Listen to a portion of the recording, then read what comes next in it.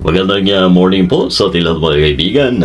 Araw po ngayon ng Lunes, at balik sa realidad, balik eskwela, balik sa trabaho ay mga kababayan po natin.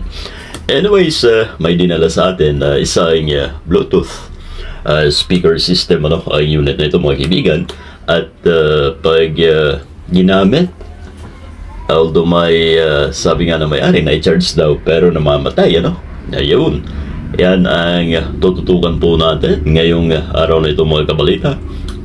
Ibabahagi ko po sa inyo kung ano ang problema pagka ganito ang nagiging status ng ating unit. Okay, so buksan po natin. Ayan o gaya niya, Pagka yan ay patugtugin po natin,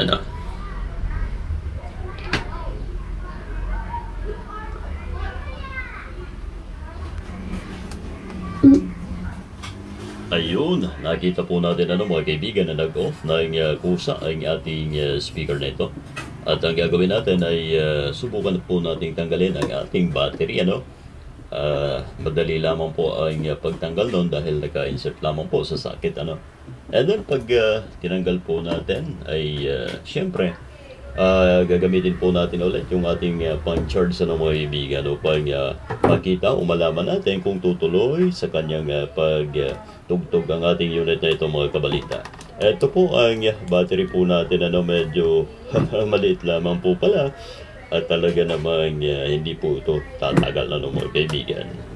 So ito, tanggalin po natin upang magkaalaman kung yan nga bang may problema mga kabalita.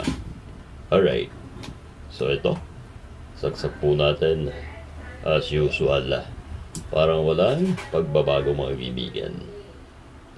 Alright, so tuloy po tayo at i-check po natin ang ating pang-charge mga kaibigan.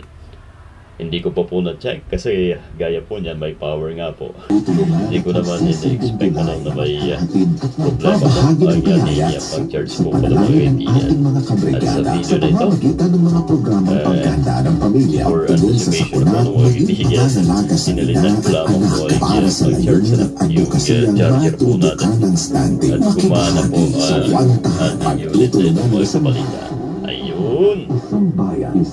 Doon po ba sa dalawang yun ay ating susubukan hindi nyo na kailangan yung pag-charge po natin ay ginamitan po muna ng iba at yan ay nakuha ko dahil ang voltahe niya po although may voltahe po siya pero unstable so hindi po talaga gagana. Kaya ang nangyari dito sa ating unit na ito ay nalubat din ng tudo. At ito ay na-charge na po natin ng medyo couple of hours mga kaibigan at okay na ang ating unit.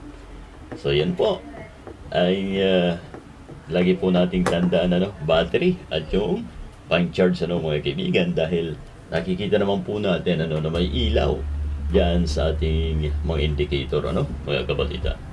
Alright, sana po ay naibigyan po ninyo ang ating handog na ito mga kaibigan at makikita po natin ang sounds ng unit na ito kahit sa maliksing sandali mga kabalita. Alright. Kasi hindi na matatapos ang galigarahan ito.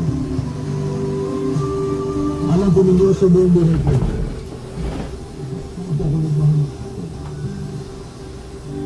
Ngayon ko lang naramdaman sa buong buhay ko. Nang dumating si Edson. Ayos lamang papain. Ayan, nandyan po tayo na kikinig sa brigada mga kaibigan at yan po si Papa A. Patuloy po tayo mga kabalita.